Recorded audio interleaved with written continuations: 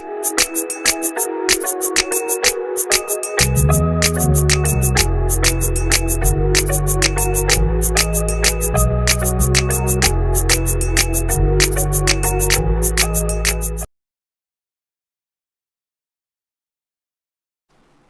you're welcome to this beautiful morning, having the cotton display of the fresh breeze right from the Kilimanjaro, flowing down through the Nile, all the way to Afeja in Ghana, and Accra, Ghana. We're representing live from the AAU TV studios. My name is Agyemang, and I'm joined here with the elegant, ever splendor.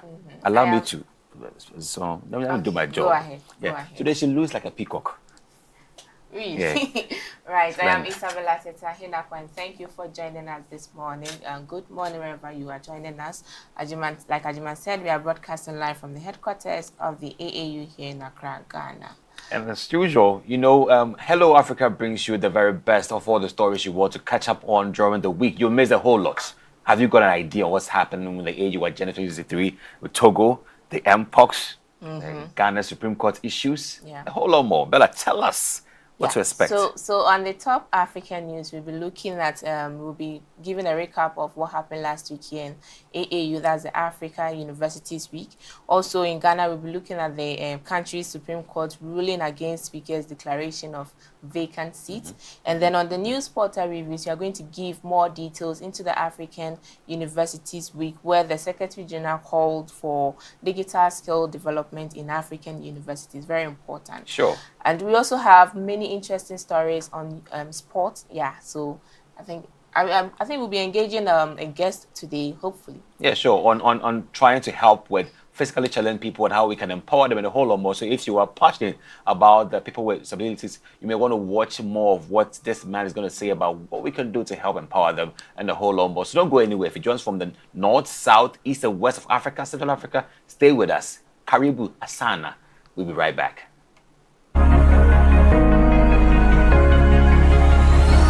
Hello, Africa. Keep watching AAU TV, the voice of higher education in Africa.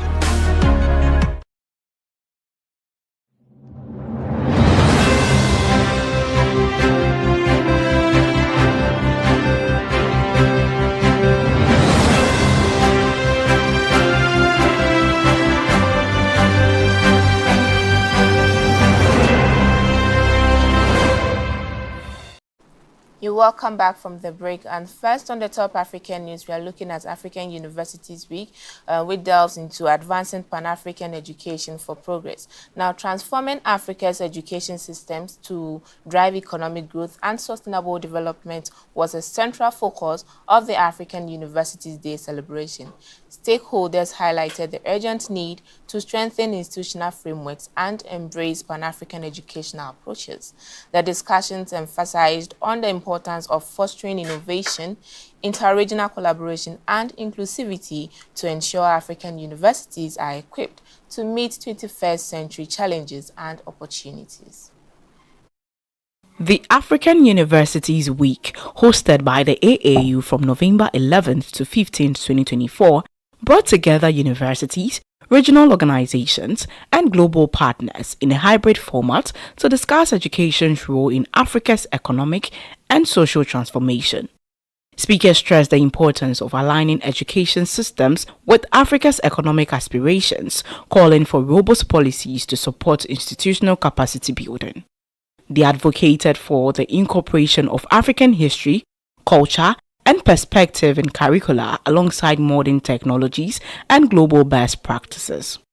The discussion was part of a comprehensive program that explored other pressing issues, including strategies to boost women's participation in STEM, ethical use of AI in education, and the contribution of initiatives like the African Higher Education Centers of Excellence, ACE. Notable keynote presentations included African Universities as Development Agents by AAU Secretary General Professor Olushola Oyewole, and critical discussions on addressing gaps in education highlighted by Afrobiometer's insights. These themes underscored a unified call for African universities to lead the charge in addressing developmental challenges, fostering innovation, and preparing a workforce fit for the demand of the 21st century. And in our next story, Togo ranks 5th in AU Agenda 2063 implementation. Now, Togo has been ranked 5th among African nations in the implementation of the African Union's Agenda 2063, scoring 60% according to the latest report from the Mo Ibrahim Foundation. The Agenda 2063 framework aimed at Transforming Africa focuses on 7 aspirations and 20 objectives, all aimed at improving living standards, promoting education, and building sustainable economies. Togo's performance placed it ahead of several West African nations, solidifying its position as a regional leader in development progress. The rankings see Rwanda leading with 46%, followed closely by Ethiopia and Senegal at 63% and Zimbabwe at 61%. In West Africa, Togo surpasses its neighbors including Côte d'Ivoire at 49%, Burkina Faso 46% and Ghana at 46%. Agenda 2063's objective encompasses creating jobs, modernizing agriculture, ensuring access to quality health and education, and promoting sustainable economies. The framework also prioritizes climate action, the blue economy, and establishing robust financial and institutional systems to compel Africa's growth. Togo's high rankings reflect significant strides in economic governance, policy innovation, and sustainable development. Its performance aligns with the continent's broader vision of fostering inclusive growth and resilience, setting a benchmark for other nations to emulate.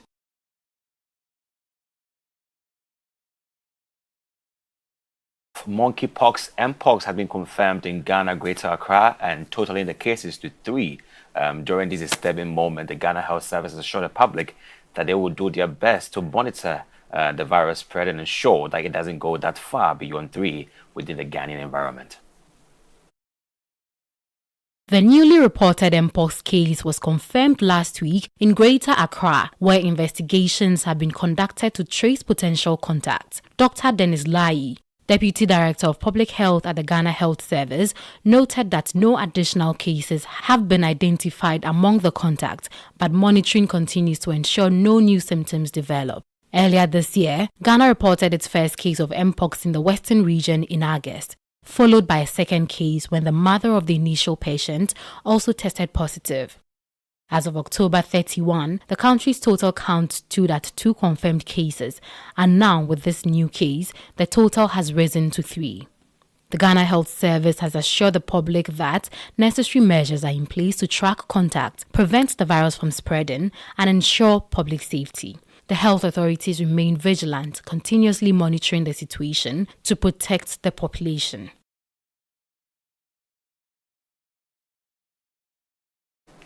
The Supreme Court of Ghana, the highest court of the land, has made a decision known through a 5-2 victory to call for the Speaker of Parliament, His Right Honourable Albert Bagbin, to not uphold the decision he made to or call for the vacant seat for parliamentary candidate.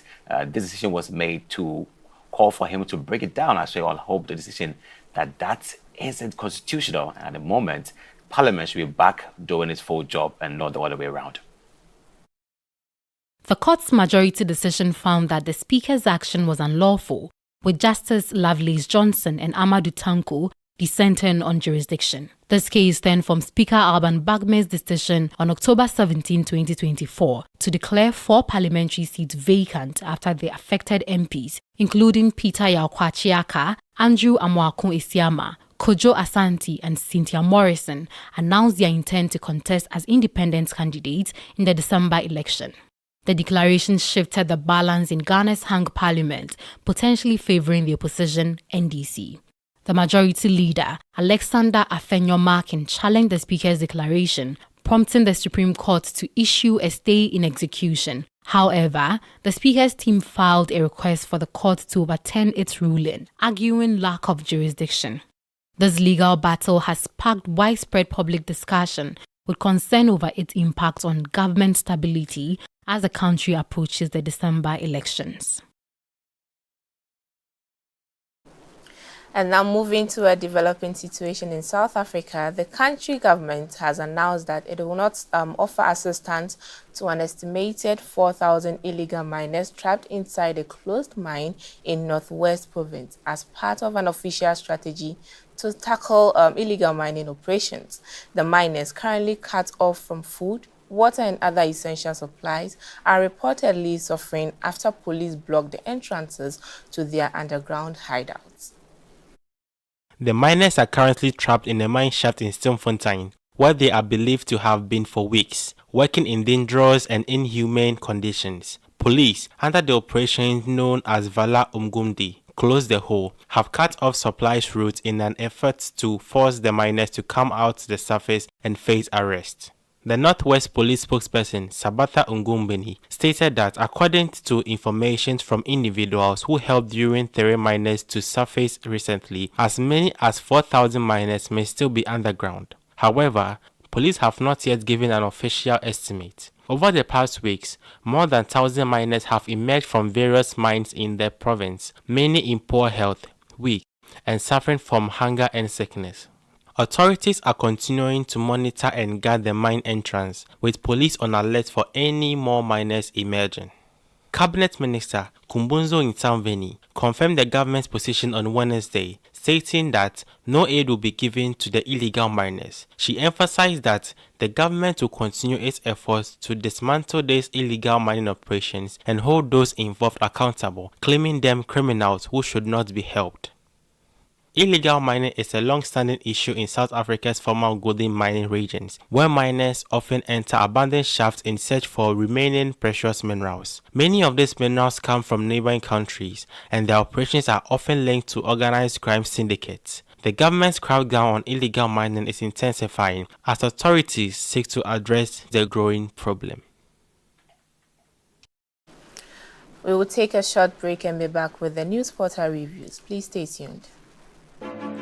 Explore a whole new world of exciting visuals with AAU TV. Get ready for a mix of interesting talk shows, interviews, discovery documentaries, and news on AAU TV. It's not just about watching TV, it's about experiencing something special. AAU TV reaches over 25 countries in Africa, bringing you a blend of knowledge and fun. Learn about different cultures as you enjoy the shows. If you have events or want to showcase your business, we've got you covered. Watch AAU TV free-to-air channel on satellite. Connect with us on Facebook, Instagram, and X, formerly known as Twitter, at AAU TV. Reach out on call or WhatsApp us at +233 26 629 6601 or +233 20 399 5210. AAU TV, the voice of higher education in Africa. This program is proudly sponsored by Venom Mineral Water, Share the Love, and Bigo Drinks.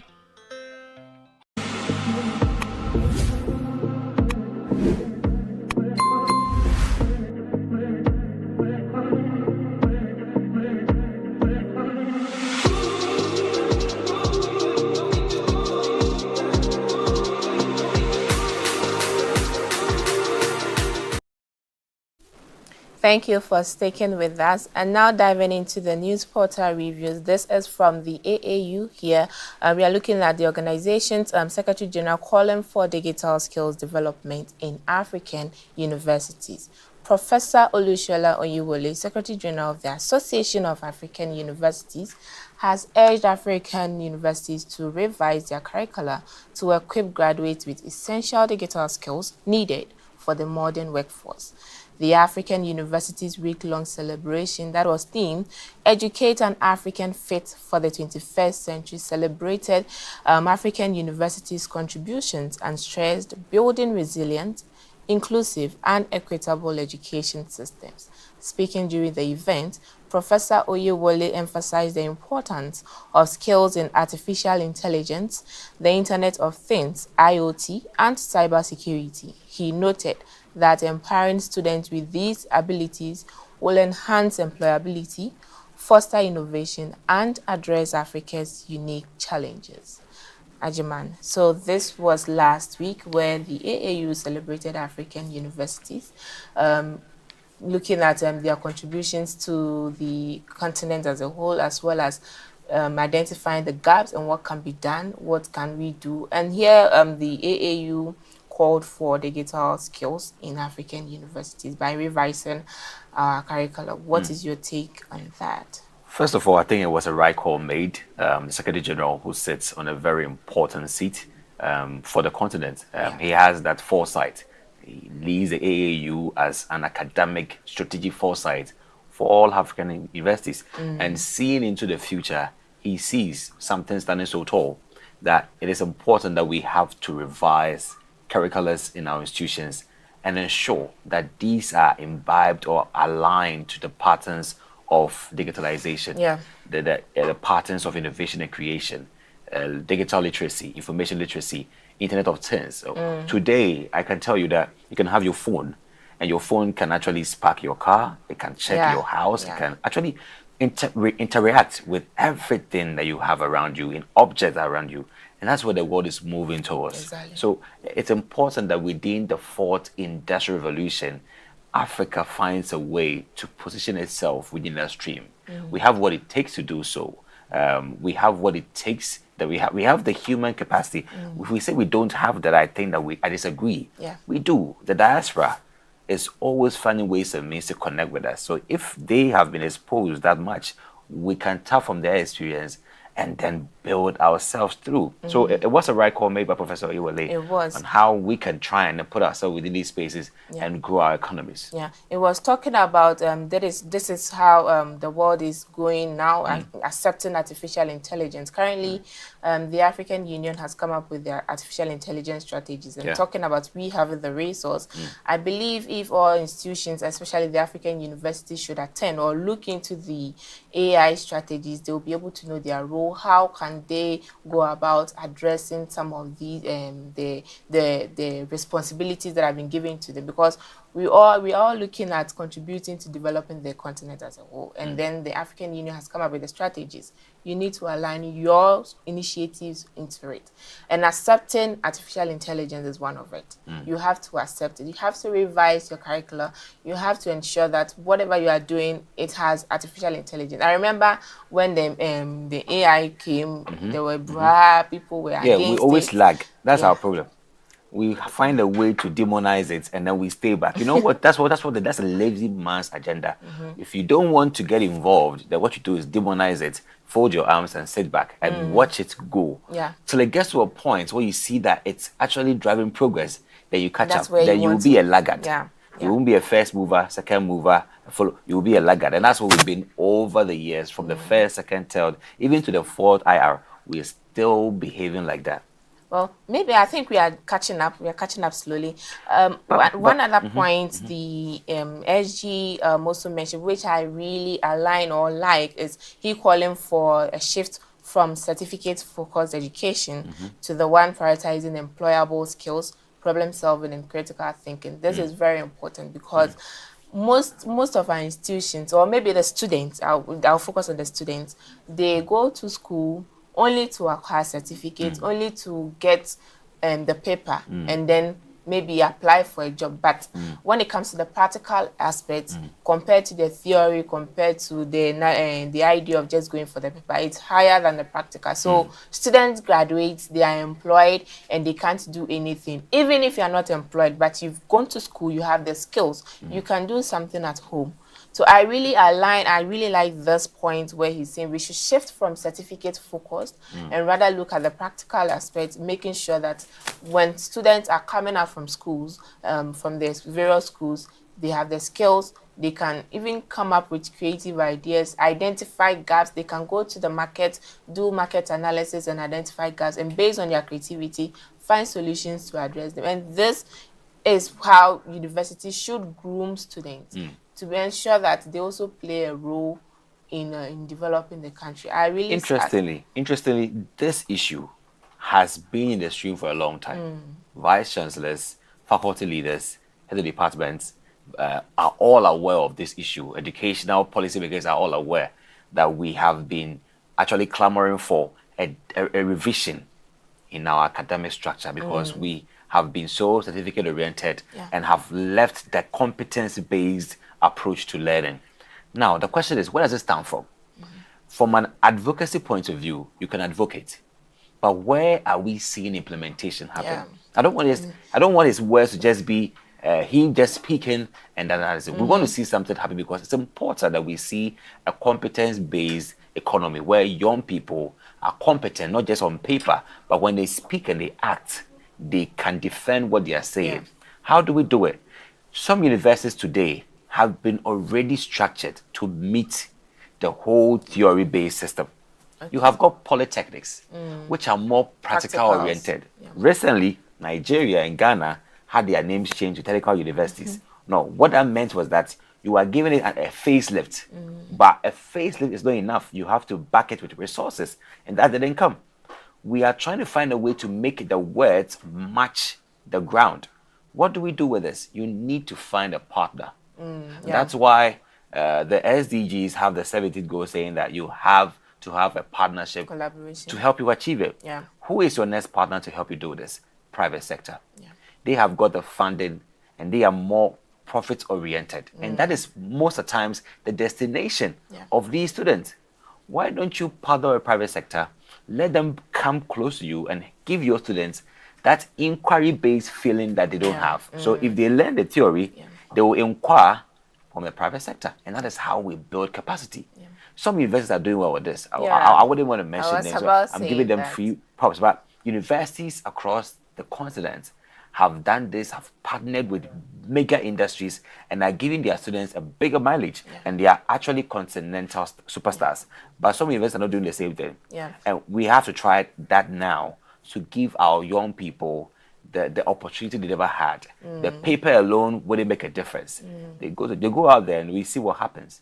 But when you partner, then they have that leverage to show off with the skills and also the theory. And that makes a difference. I agree with you in terms of the private sector or the universities collaborating with the private, because they are on the field. They know what they can do. They are more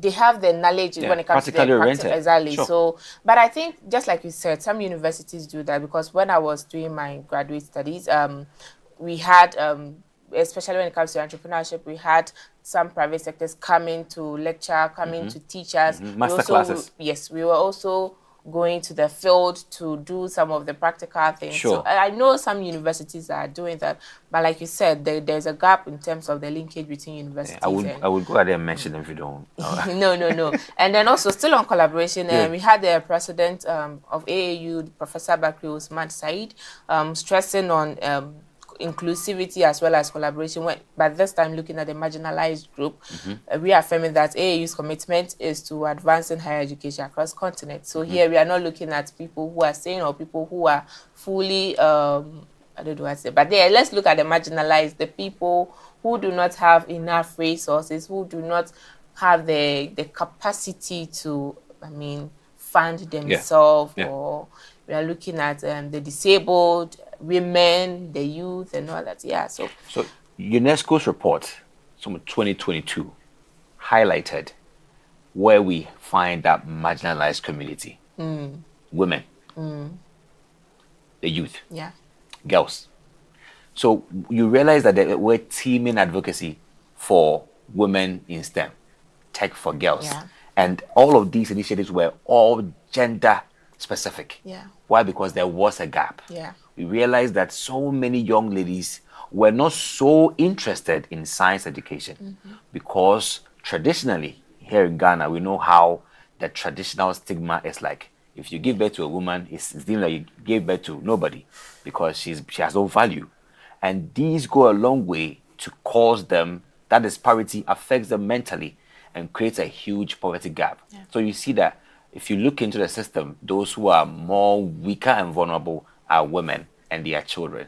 So there was conscious effort to ensure that we give women that we call the affirmative action, where if you are having a program, be very deliberate in giving women a very important stake, so they can now be encouraged to enroll, because naturally they've been beat down psychologically.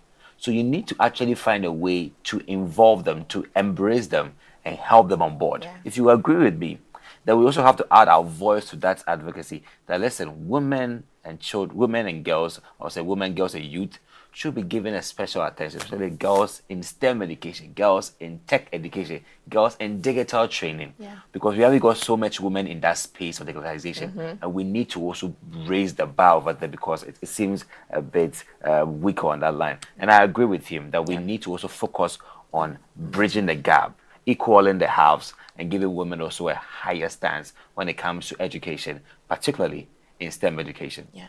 So we are going to still continue advocating for digital skills development in African universities.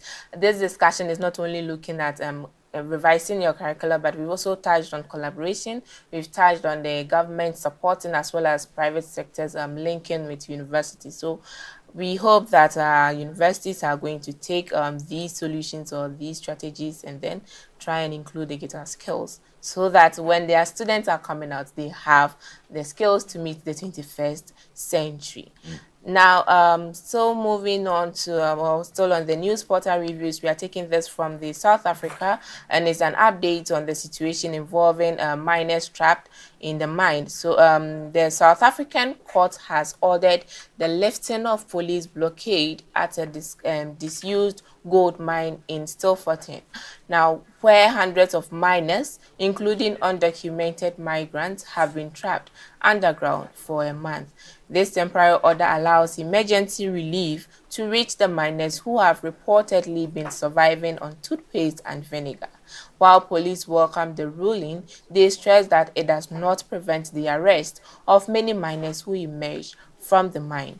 The ruling comes amid concerns over the deteriorating health of the miners, with volunteers recently recovering a body from the mine. The court mandated that medical care be provided and access to the mine shaft be restricted to emergency personnel. More than 1,000 illegal miners have already surfaced and been detained in recent weeks as South Africa combats illegal mining activities. Authorities are also assessing the structural integrity of the mine to determine if forced evacuations are necessary. Illegal mining still remains a growing issue in South Africa, fueled by economic hardship and the lure of untapped gold deposits. Agyemang, so this is an update from the South Africa situation where police are blocking the entrances of the mine. I mean, it's more like a prison to the to the miners who are trapped there. Well, this morning I heard someone saying they are human, so we need to, allow them, bring them out, give them food.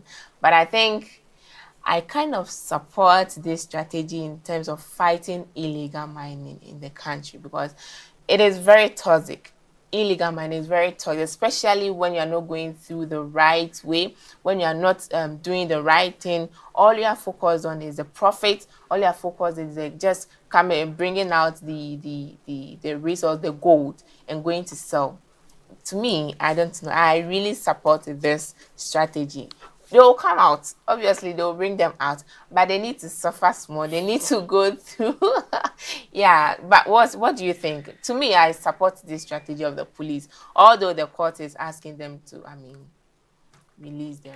Lift the blockade. It's pretty unfortunate when you hear things like these. It is. You ask yourself, where lies the order and the law in South Africa?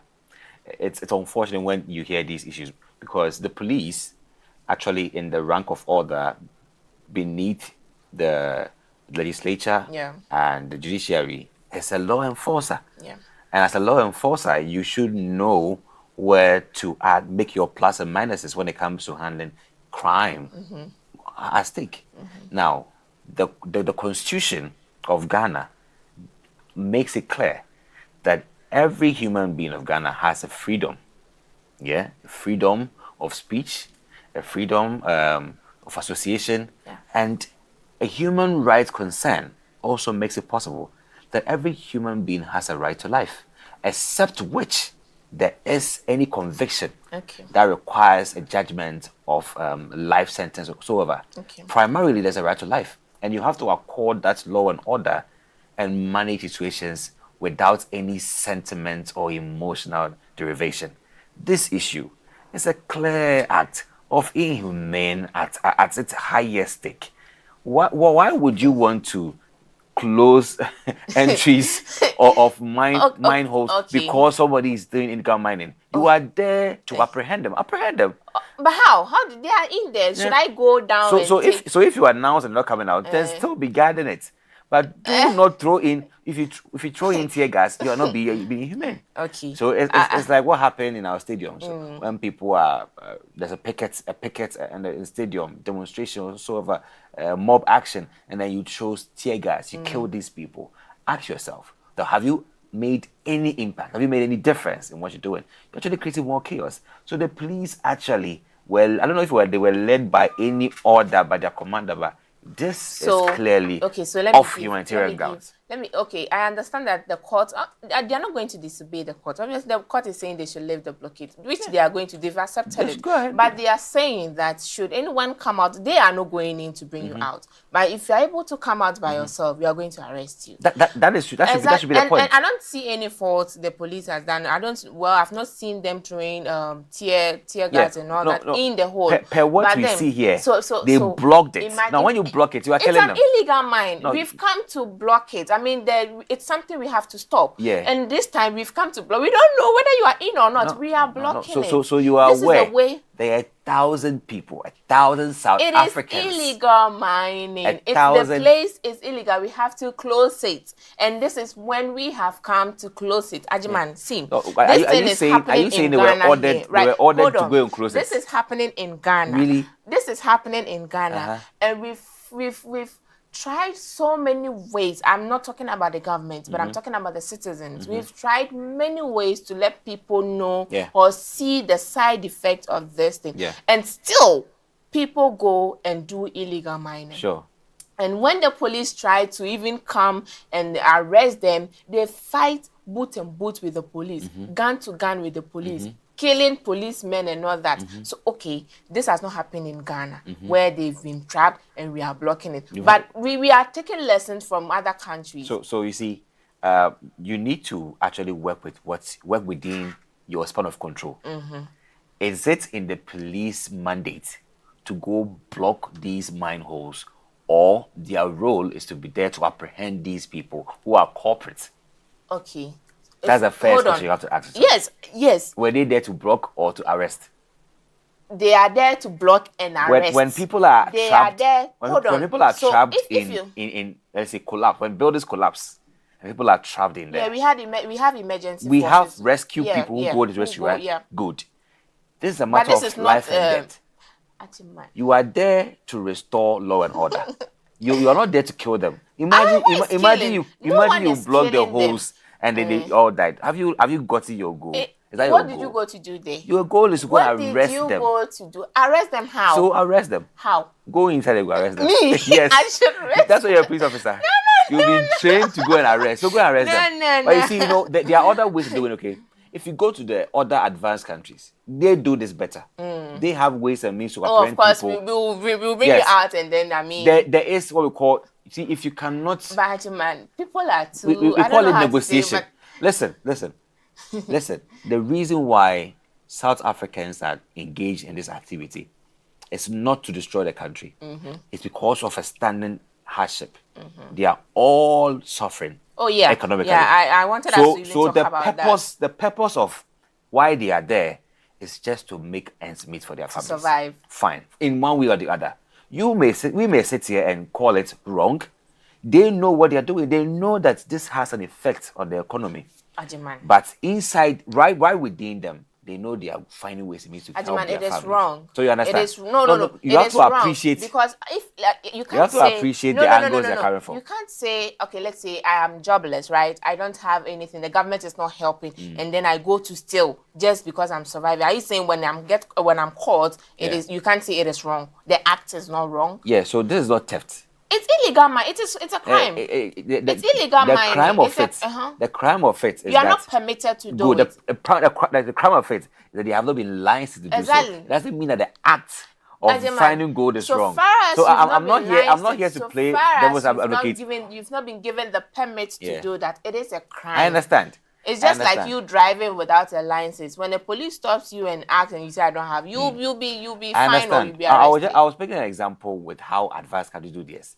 If an advanced Western country or a Western country is at post to arrest people like this, first of all, they have in their minds that they are humans. They are human. They have the right to live. They are citizens of South Africa, and therefore we have to bring them to law. Is the people come out and we will bring you out? Interested is the people we are looking forward to, not to end their life. So what they do is that they would sound words of warning and they will find ways to negotiate with them. Negotiation, because at that moment they have got everything to lose. So what would they do? They will stay in there, but you have to negotiate. Listen, come out. We are not here to harm you. We're only here to get you out of this place and put you through the legal process. It is our job, it's our mandate to do so. So we can't watch you guys die over there. Come out, and they will come out. You have to negotiate. It's as if our police or our law enforcement in our part of the country, they don't have patience. They are so impatient. They just want to just gush out of you with so much anger, and it's not good. It's not professional.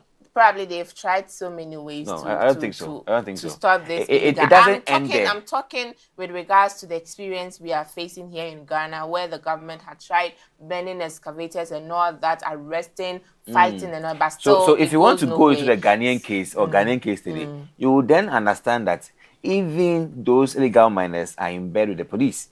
Some of them are even there to take their money. See, if you want to go into that issue, then we shouldn't go there.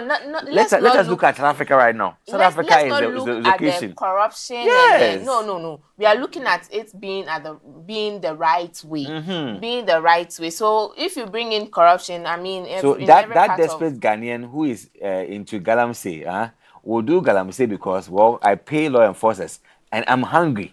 These are two very compelling situations. But beyond that, there is human lives at stake. You still have no right to block people and have them die because they are mining illegally. You have to do your job. I understand where you're coming from. Yes. But like I said, I mean, the police are not there to kill them. They're not killing them. They are saying, come out and we arrest you. We are blocking. We are blocking this place. It's an illegal, so keep it up and do your job properly. But I want us to look at, I mean, this thing keeps going on and going on. So what are some of the solutions you think the government can look at, aside maybe blocking the place and all that? To me, I think that there was one video I saw here in Ghana where the woman was showing her documents that I have the permit. Yeah. I have everything showing that I can go on and do this. But to me, I think we should go back and look at the regulatory frameworks once again. Yeah. If you are given the permit, that doesn't mean you do whatever you want to do. Do you get what I'm saying? If you are given the permit to mine, but here we don't have a problem with the mining. Of course, it is part of our income. That's where we get revenues, income, and all that. But how are you doing it? Make sure you do it and not destroy the environment and not destroy or cause health hazards to the local communities around the place. So I think we should go back and look at the regulatory framework once again and ensure that if you have the permit, but you are doing the other way around and causing harm to the environment, causing harm to the people around, you should be stopped. Your permit should be taken. There is a very frustrating premise to mining. Even those large-scale miners, also in one way or the other, pollute. Yeah. Because the chemical, the cyanide, which is used to blast and also refine, are all poisonous. And if you go to these major mining companies' areas, you find the liquid deposits of these waste substances. But I don't know. No, it's not like compared to that of not compared to, but they are also in one way or the other endangering people, other organisms where they are. Just that it is also exposed. Are you understand? Sure? Yeah. If you go to the bigger industries, the water, where does it go? Ask them where it goes. But they don't do it in the water. Yeah, I understand. But there's water being used to do something. Where does it go to? It has an effect. So if you look at these people who are doing the small-scale mining, you want to ask yourself, what are the hazards that are attached to this form of mining. And how can you reduce the hazard? There is always going to be a hazard. There are always risks to consider, but you cannot thoroughly and or clear away all these risks. There are a few of them that you can manage. So it's only a risk management agenda we have to take and see what are the standards that we can consider. Which ones can we accommodate and which ones should we abhor? Exactly. Yeah, that's what I was saying. Because mining is important. In fact, economies are having higher reserves of gold because of mining. We are using gold for oil, all right, because it is helping us stabilize our exchange rate. So many economies are thriving and thriving well because of their gold deposits. So and the major mining companies can't do it all. They rely on these small scale people to also to beef it up. If you cannot look. Yeah, I mean, let me be sincere. Anyway. If you're sincere, be sincere with what's happening. But I still don't agree with anybody who is mining illegally out there, because it has an effect on our water and also on our land. Some lands are deteriorated. In fact, they are without form and void, because these guys have actually turned this land into a whole dystopian environment. But it's not good. We just need to put our minds on the ground and find ways and means to mitigate the risk and make sure that we have enough risk which have been cleared away, and the remaining risk can be managed and accommodated for posterity, which can accommodate that sustainable mining that we're looking at. If we are not thinking in that direction to bring out sustainable mining strategies, then we cannot call these people offenders. We have to help them. We have to help them. Anyway, let's just end the conversation on this and then talk about it later on. Yes. So what was the next story? So the UN Climate Change Conference 29 happened, and we have African scientists and experts who are amplifying the continent's voice at the COP29 in Baku, Azerbaijan, under the theme "In Solidarity for a Green World." And top priorities include climate adaptation, finance, and also operationalizing the loss and damage fund, and formal recognition of Africa's unique vulnerabilities under the Paris Agreement. It's important you know that Africa contributes minimally to the global emissions. So we are actually locally affected by the global menace. But these disproportionate climate impacts, such as extreme weather, agricultural losses, and health crisis, are all what we stand to lose. So experts are pushing for a global responsibility in tracking adaptation progress, robust climate finance mechanisms, and increased support for local resilience projects and youth-led green initiatives. So this is what we had during the program. And you see, I think that the point they are raising here is very pertinent, because you know that we haven't done so much. We wish we were also contributing, but we are not. We are actually in a very bad state. Globally? Yeah, we are not. In fact, the US is one country that has a high stake in terms of emission. It is known. And that's why when we go to these UN conferences, people come there knowing their stance. You know, and I know, that we are higher contributors. But yet, we know those who are vulnerable to Africa. Yeah. All the high weathers recently. I mean, are you not feeling any climate change effects? Oh, we are. What happened? Did you see? I mean, rainy seasons changing, and seasons changing. It rains brutally in January, right? When it's not supposed to rain, it is raining. When it's not supposed to get hot weather, and even if we are together at the sun, it's so extreme you can't even come out. Like it's bad. The climate change, that's what the climate change that we are facing. But my problem is, here we are looking at the contribution of Africa, the continent, to the global initiative. But I have a question, which is when we look at the causes of climate change, which is the greenhouse emission, the industrial processes, transportations, and all that, I think when we are talking about the side effects of climate change, the majority of it should be from the Western side, because they are developed and they do mostly these things. But when it comes to Africa, we are not really developed. Most of our we don't contribute a lot. Exactly. But why are we getting the impact so severe compared to that of the people who are actually doing things that are causing the climate change? Why? So interestingly, it's like what happens in the room when somebody begins to smoke. So when someone is smoking, the person smoking isn't so bothered about the smoke because it's passive. So it will now diffuse from where the person is, from a lower, I would say higher level of concentration to a lower concentration to where you are. Yeah. So from all lower to higher. So you are the one experiencing so much of this sense or this fumes of the smoke, whilst you are not even close to the person. You feel that you get the burning impact. sensation within you, and that's how it works. Okay. The ozone layer is shared by everybody. Yet the more exhaust, the more emissions that has been put in the air, you find that you are in a very tropical environment. Naturally, it is not cold here; it is warm. So the temperature will actually double up for you because where you are isn't naturally a colder environment. They are actually in a very humid environment. So it helps them.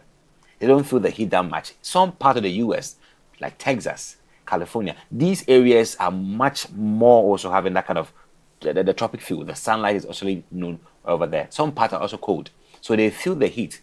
It affects their crops as well. So climate change has actually, I would say, faint effect in those areas. I wouldn't say they don't have any effect. They do. The Arctic Circle is melted. So they are also feeling it. So everybody has a bit and piece of the effect. But you find yourself in a very dangerous environment because you are actually warm, so warm. No, when we talk about climate change, it's not just about the hotter side, because even in Dubai, there was a time the place was flooded. They did a cloud seeding. So even Texas and where Texas, the place is quite a bit hot, and now they are facing like the weather is so hot, and so unbearable. So climate change is not really all about heat. Not the weather alone. Even it's felt within our crops, our water, the droughts. Yeah. So if we are talking still on why are we facing too much, like the impact, the side effects, we are still struggling.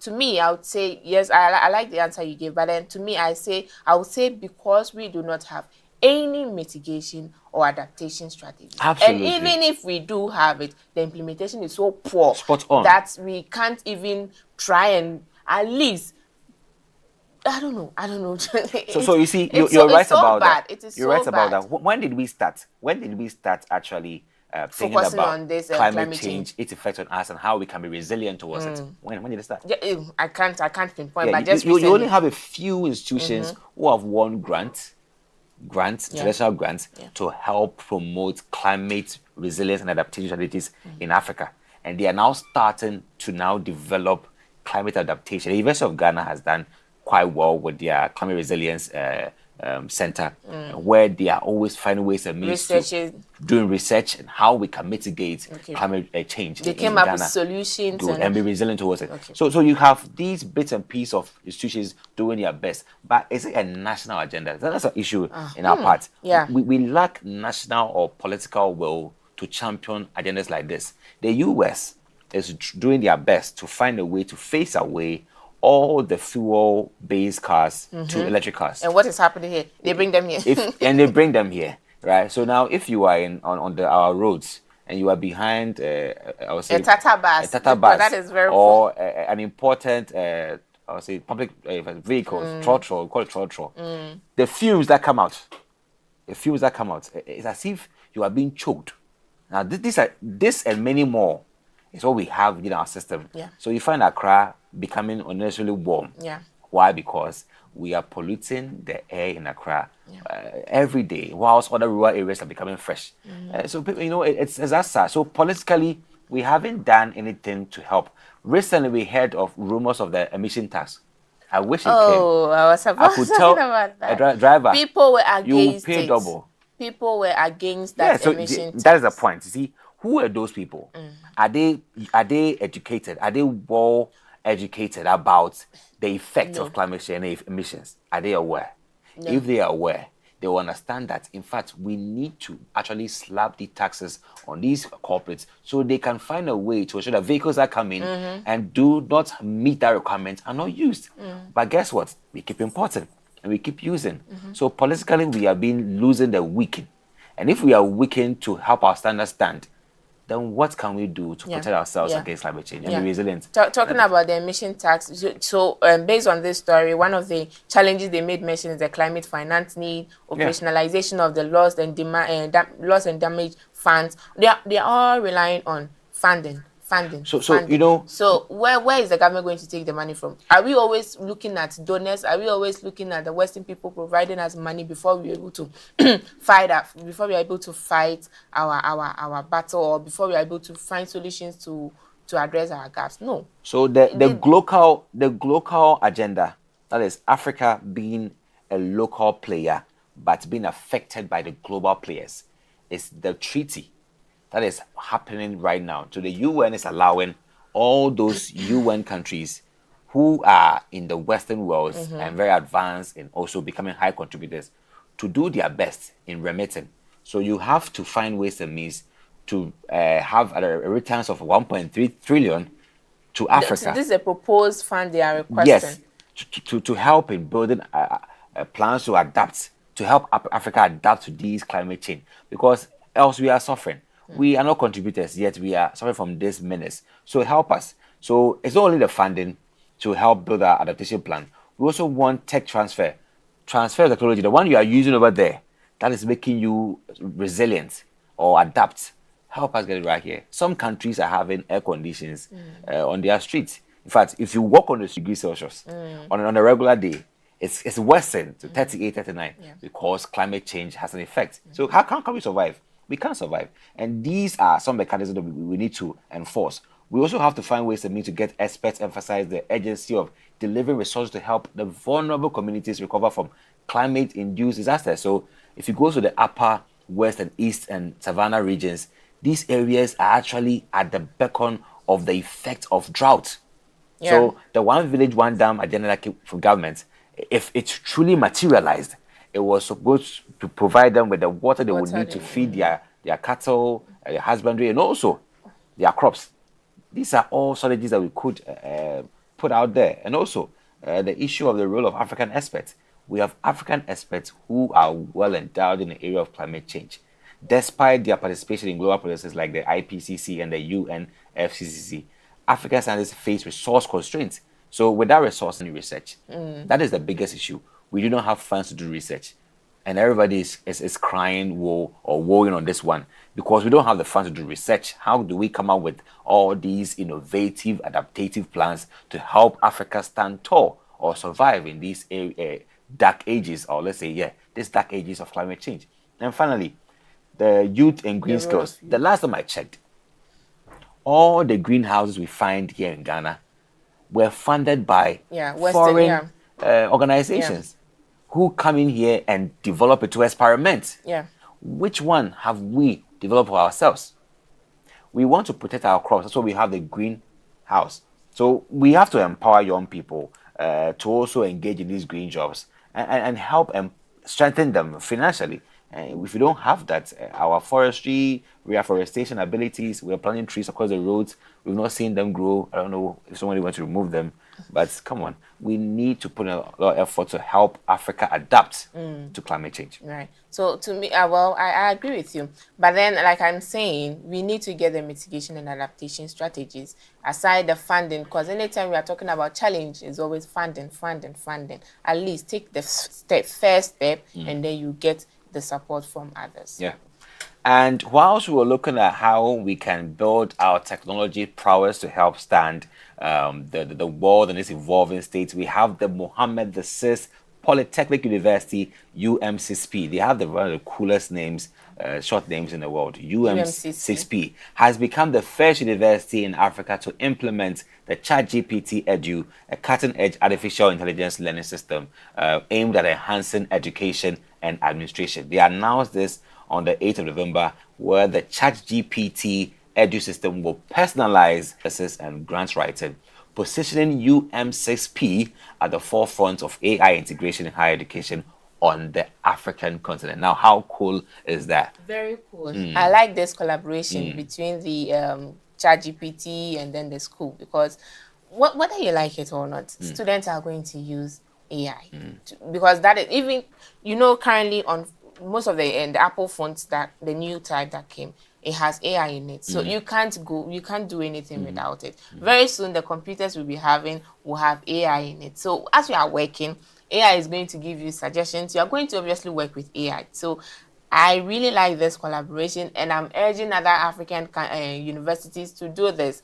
I mean, I think they are relying on the latest version of the ChatGPT, ChatGPT 4.0, and that is very advanced. I mean, you know, sometimes when you are trying to use ChatGPT, they tell you the system is there's error. Yeah, you have to use it. Exactly. You are not going to face it, and it has other advanced features which is going to help students. But then my problem is we shouldn't really focus too much on artificial. You know, the AI is there.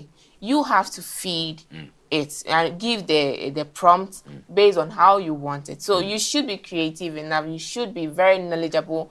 You should be more advanced, like skilled more than the AI, because the AI will provide you the answers. But how you are going to give the AI the prompt should come from your creativity. Let me share with you a very interesting tapestry of the AI, so people to appreciate why AI is supposed to be a companion, not actually a competitor. Yes. Yeah. Now listen. Yeah. Gone were the days where if somebody wants to acquire knowledge about something in an area of discipline, they go to books. They'll read. You have to pick like 5 or 4 books and try and tap the knowledge, and then you bring it together. Them together. Yeah. Then they got to a point where we were not feeding machines. So we made machines so knowledgeable and retentive, wise, strong, to be able to retain knowledge and also regurgitate and produce. So now machines were now given the machine learning effect, where if you ask the machine, if you type, let's say, Kojo on your phone, and you are typing KW, Kojo will pop up and say, is it Kojo you're trying to do? That's machine learning in its primary status. Yeah. Now, machines are trying to help you get what you want to do faster. You don't have to type Kojo again. The moment you type K, Kojo will pop up. Then you just click. Or Kilimanjaro. So they suggest to you, do you mean Kilimanjaro? Related words. Good. We have done this over time, and now the machine has now gotten enough information about everything that you are looking at, or let's say most of the things you are looking at. So today, if you type, what is the meaning of the word Kilimanjaro? Because it has done more collections across the world, it can give you all the Kilimanjaros it got fed into and produced to you. Naturally, if you go to traditional parlance, which traditional practice can you relate to the AI? You can say, okay, I can relate to the parrot effect, or let's say a demigod effect. If you go to a little god and say, I want information about somebody who, you can say, this person actually plotted against you this day. Where did that information come from? That god sees everything. It has the information. The parrot also listens and captures all the information. So you see, we have come to a point whereby we have information at its disposal stage. You can get them to do what you want to do. Why must you compete with this? Find a way to integrate, because how do you do your research? Google or Google Scholar or any other repository out there is also being fed with information. Yeah. So if GPT gives you information, as a scholar, what do you know? You need to just verify. Exactly. So verification is key as a way to use AI. But it is an artificially intelligent platform to help you make your work easier and more efficient. I think it's about time you have to integrate. Yeah, we have to. And one disadvantage is when it comes to the using AI, you know, just like we are saying, they are fed with the information. When it comes to Africa, the data is not there. So we really shouldn't rely on the resource. In terms of, I mean, quoting or citing a resource, we shouldn't really rely on what we are doing wrong is that we are not also feeding it into it what we have. The data is not there. Yeah, so feed your own. Make it able before you can do that. So let's try and then find a way to partner up and just find a way to contextualize the whole AI effect. Let's move on to the next one. I think you take it on. So moving on to Kenya, in a groundbreaking step towards sustainable transport here, so I mean in line with climate change. So Zitech University in Nairobi unveiled Kenya's first solar-powered tuk-tuk in July 2024, supporting the country's goal of a 32% reduction in carbon emission by 2030. The innovative tuk-tuk, developed at the Tech Innovation Entrepreneurship and Technology Hub, IZET, combines solar panels and rechargeable batteries to reduce fuel dependency and cut carbon emissions, providing a cost-effective and eco-friendly transport solutions. Now, designed by Professor Gitao Kamau, the tuk-tuk can travel up to 100 kilometers on a full charge and exceeds speed of 60 kilometers per hour. Its solar panel recharges the battery in transit, making it ideal for rural and coastal areas with limited charging situations. So Agyemang, this is a very advanced transport a device which was developed in Kenya as part of the strategies to combat climate change or to reduce carbon emissions by 2030. And I really kudos to the universities, the Tech University in Nairobi, kudos to them. At least, like we are saying, identify the gap, try and come up with solutions to address this. And this we have rechargeable tuk-tuk or tak-tak. Or You know, there is a very strong argument on this renewable energy, non-renewable energy sources to power vehicles. You know, if the Americans will say that it's good to adapt to these solar and electrical forms of energy because it cuts down the whole carbon emissions and all that. If you go to the Arabian environment, they think that it's a hoax because they also know that the amount of energy and emissions that we actually emit during the making of these electrically capable vehicles is equally also high. To be using it. Yes. So they're like, why would you say I will not use fuel? Because even making one electric vehicle, the carbon deposit that you actually throw out there is so overwhelming and disheartening. So if somebody is pushing for I would say fuel-free vehicles and going to solar or let's say electrical vehicles, to the Arabians, they're like, go and check how much it takes to emit the gases into the atmosphere when you are making one electrical vehicle. People need to sit down and then assess which is the best way to go. Is it really the case or not? But I mean, you can't actually say that. That's why sometimes you need to contextualize, because you can't look at what someone is doing and then just adapt to that strategy as well. But this is a very good initiative from the ZTech Innovation Entrepreneurship. They have done very well in trying to make a solar. I think I like the solar idea. Because with the solar case, it's actually from sunlight and it's renewable. So the sunlight is there all the time for us to actually get the energy, extract it, and then charge our vehicles naturally with solar. But when it comes to electrical and where we have a battery in there, where you have to charge it electrically and then use it and charge it, making an electrical vehicle is also not an easy do when it comes to probably I'll do more search on this. Work on that. You realize that we are losing from both ends. The making of it is equally I would say expensive in terms of carbon emission. It is. And also the same way we buy the fuel, we pass it out. To take it from. Yeah, sure. Yeah. So next we are diving into the cholera, sorry. So hundreds of deaths in the besieged town of Al Hilaliya, Sudan are now suspected to be linked to a cholera outbreak, as dozens of escaped residents test positive for the disease amid dire conditions. Local activists and diaspora groups report over 400 fatalities, with the number rising. Residents allege that the paramilitary rapid support forces responsible for the siege looted critical infrastructure, worsening the humanitarian crisis. The RSF siege, which began on 29th October following a commander's defection to the army, has forced residents into makeshift shelters in mosques. After being driven from their homes, access to clean water became impossible as soldiers looted solar panels and wires needed for groundwater extraction, leaving many to rely on unsafe wells. So, Agyemang, this is from the case of Sudan. cholera outbreak. And I mean, we've been looking forward to, I mean, some of these issues and side effects of wars and other things. And it's really not news. But then I think the country should have been proactive enough to have strategies to address these solutions. And it's unfortunate when we hear stories like this from Africa. And this is what's when you give the African scape.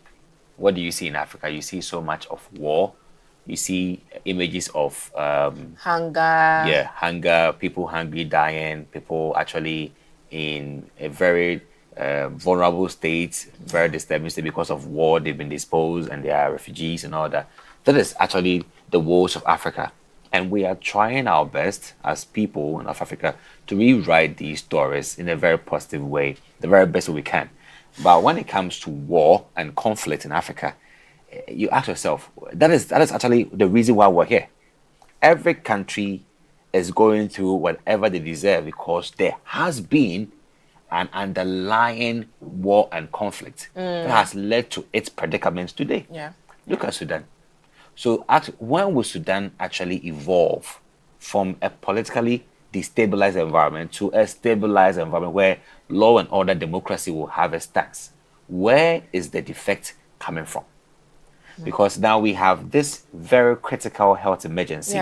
200 people being diagnosed of cholera. And 400 fatal-ish. That's a lot. And cholera is such that, you know, the environment is actually the biggest cause of it. So you have so much bad, poor sanitation, which all accumulate into cholera. So everybody in there stands to lose if cholera is at stake. It's a very, very bad virus.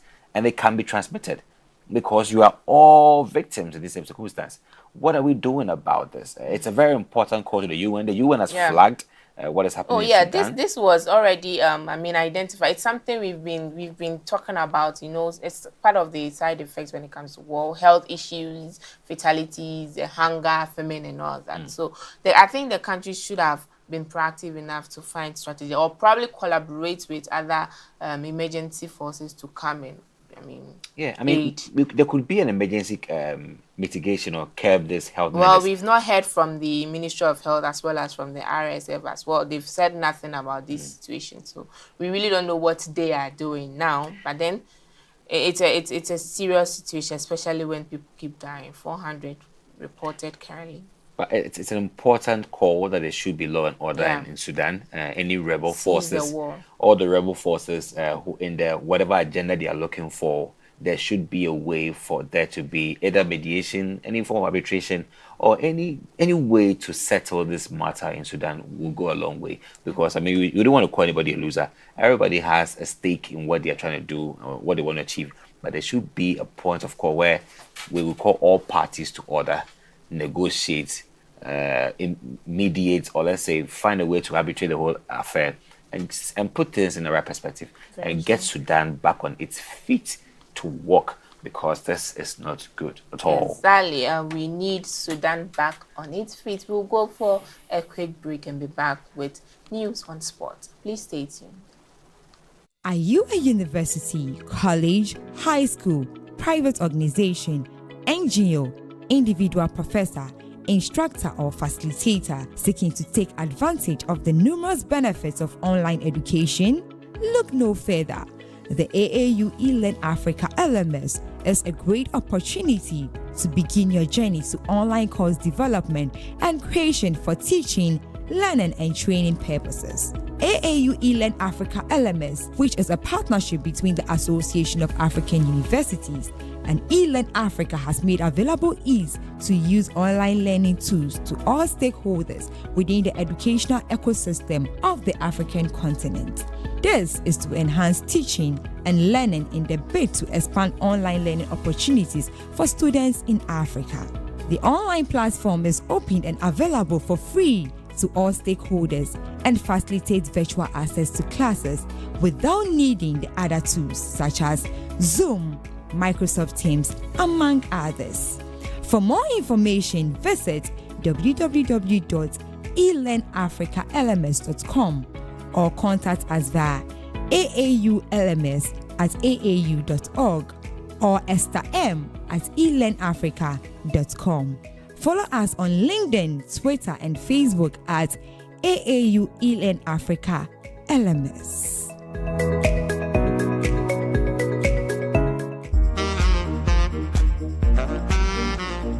The CGC Show is back on your screens. This season on the CGC Show bring you nothing short of interesting and of course educative interviews. We are going to delve into the areas of technical and vocational education and training, TVET. We will get interactive with our professional and well-experienced guests to educate us on how to attain the career path you have been dreaming of in TVET. On the show, we focus mainly on highlighting career opportunities and job prospects available in the program you are studying or yet to read at the tertiary level. Better yet, we help you understand that whatever venture you are in can contribute to the economic development of our beautiful continent. Join me, Ms. Darko, on the CGC Show on AAU TV as I engage experts and professionals to help build and nurture your career. The CGC Show, your trusted pathway to your dreams. Explore a whole new world of exciting visuals with AAU TV. Get ready for a mix of interesting talk shows, interviews, discovery documentaries, and news on AAU TV. It's not just about watching TV, it's about experiencing something special. AAU TV reaches over 25 countries in Africa, bringing you a blend of knowledge and fun. Learn about different cultures as you enjoy the shows. If you have events or want to showcase your business, we've got you covered. Watch AAU TV free-to-air channel on satellite. Connect with us on Facebook, Instagram, and X, formerly known as Twitter, at AAU TV. Reach out on call or WhatsApp us at +233 26 629 6601 or +233 20 399 5210. AAU TV, the voice of higher education in Africa. I'm here with the Association of African Universities Television, AUTV. I just want to say that without the media, you won't know what's going on in the world. Even with the media, you sometimes don't know what's going on in the world. So you need to tune in to the reliable sources who are really on the front lines, who can give you the information you need and give you facts, not conjecture, give you real news, not fake news. And this is the place to find it, AUTV. The voice of higher education in Africa.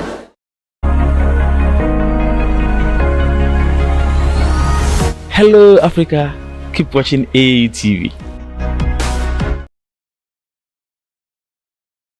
This program is proudly sponsored by Venom Mineral Water, Share the Love, and Bigo Drinks.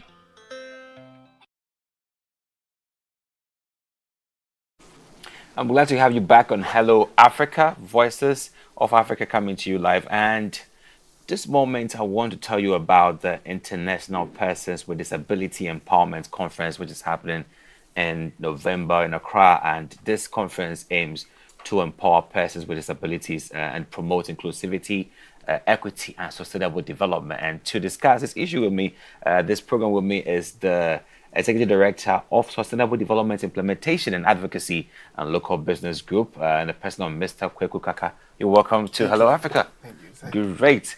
So we're looking at the International Persons with Disability Empowerment Conference. One would think, is it for only people who are across the world or locally, or it's international because the conference emanated from a global situation and it's here to empower people, local people locally who are with disabilities and a whole lot. Tell us about the conference, its aim, its vision, and how we can help everybody be involved. Thank you so much, sir. The International Persons with Disabilities Empowerment Conference is an annual gathering which will welcome stakeholders from outside, sponsors also from the diaspora. It's Ghanaian owned though, but we have stakeholders, supporters and other people who are also in the drive to empower persons with disability. So it's not only limited to persons with disability, but people who are advocating for their empowerment and also to strengthen policies that lies around persons with disability. It all came about when my team and I went to do a couple of due diligence in 15 out of the 16 regions we have in Ghana here, exactly. And we chanced upon some gaps, especially stigmatization when it comes to religious places. These places are not accessible to persons with disabilities. Okay. Social gatherings. For the past 5 years, there have been a lot of, in December, Christmas shows and stuff. And all this is only limited to, I won't say we the able people, but us, you get it, exactly. Yeah. It's not accessible to persons with disabilities at all. And if they can't access workplaces, they can't access social places to, where can they access? How will they earn a living? So this conference comes at a point where we think we need to empower them, make them understand their rights. Yes, their privileges too. And also bring together stakeholders for a collective collaboration and networking. Exactly. So they know who to channel their problems and challenges to as and when it comes. You know, you mentioned how they can attend concerts and co. Someone said, what do they need? What are they going to do over there? They can't jump and cheer people. But anyway, maybe they will have their own concert or something. but beyond that, what are some of the challenges that you have actually gathered which pertain to persons with disabilities or any other impairment that you think is a strong premise for there to be patronage in this conference? Buildings and offices are not, I would say, very accessible to persons with disabilities. So if where they work are not accessible, how would they work? Yeah. Yes. Transportation systems are not accessible to them. Yeah. Yes. Sometimes with the buses and stuff, blind people like accessing. Even how many inclusive cars do we have in the country that can transport persons with disabilities from a point to the other? Yeah. Also, too, because they are not socially active, too, they don't get to meet people that we think or who are channeling the drive to empower them. So if you are not meeting the people who want to help you, how then are you helped? These are some of the challenges that we identified, and we want to close the gap. Yes.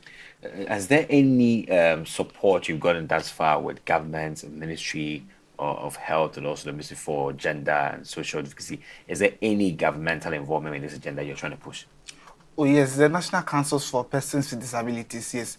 We went through the Disability Act 2006, Article 715, which talks about empowering persons with disabilities and some provisions under them, and they will be in attendance. Yes. Are there any other international partners that you are also looking forward to engage in this Exactly. program? World Food Program.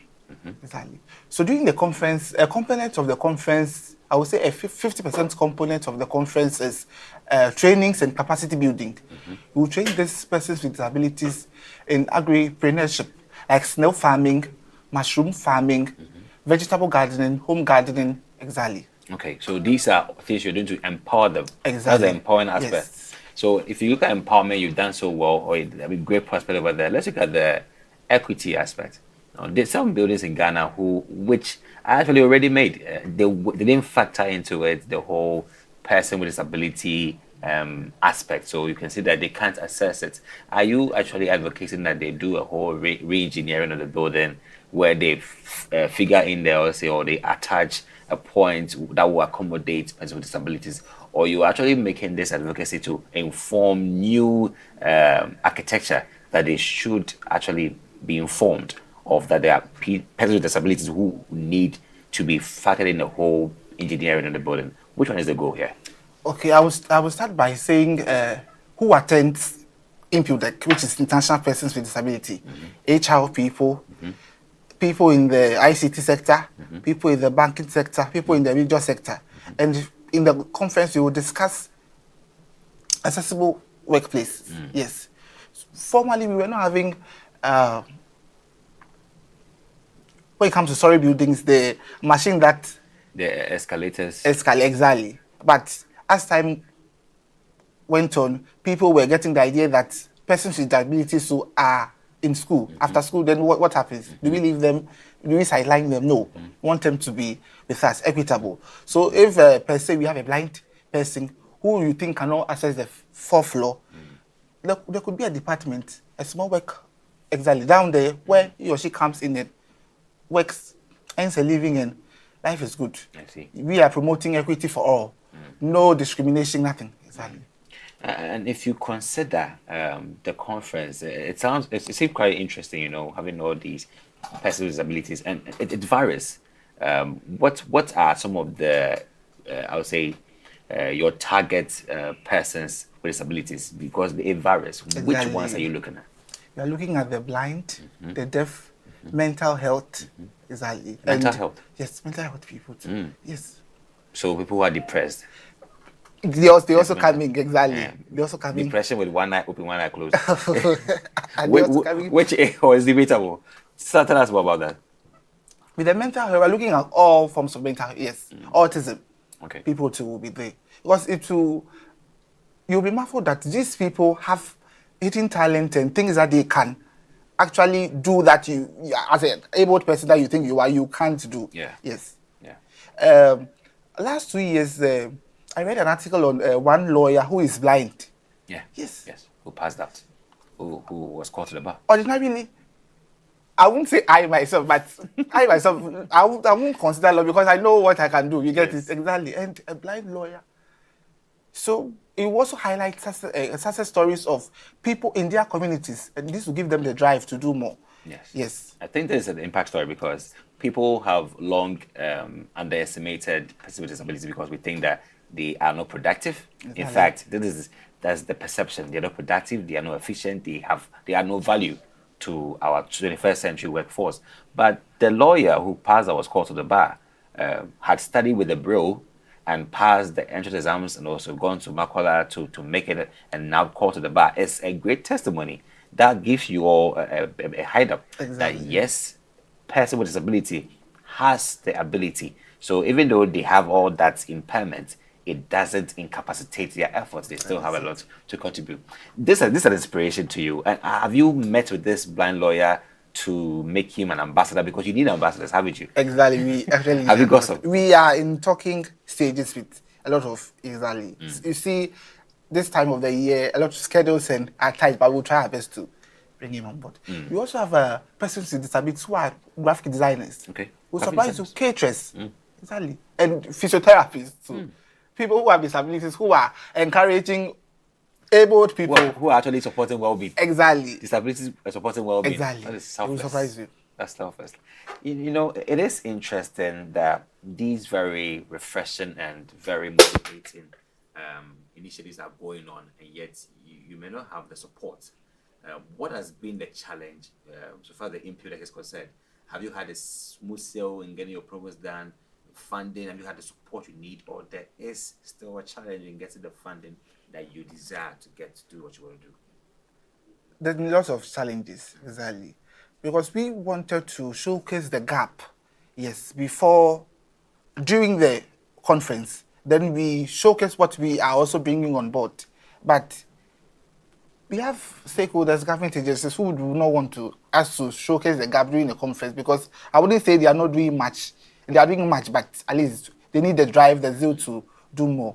When it comes to funding too, the VFP has is supporting us on this initiative, and we are thanking them a lot, exactly. You know, we'll just do a quick break. When we come back, we'll talk more about the conference and what to expect this year. Right back. Hey, so this is Dishant from Unica University Common Application. I recommend you to watch AAU television. AAU TV is the place to be for every person in higher education in Africa. Better be there or be nowhere. Continuez de regarder la télé et surtout sur le AAU. Keep watching it and it will change the way you interact with higher education on the continent. AAU, great job. I want to tell you that AAU television is fantastic. It's educative, it's informative, and it is a must for anybody who is interested in higher education in Africa. When I was in Accra last year, I did an interview on this TV. It's a very important mouthpiece. It's a data, it's a bank of all we need for the development of higher education in Africa. People should make an effort to view it because it discusses very current issues of development across the continent. I believe that the station will continue to promote the overall development of Africa, particularly in the tertiary education sector. AAU TV provides a platform and shares a lot of information to a broader audience. So we wish you all the best and please continue serving AAU TV, the voice of higher education in Africa.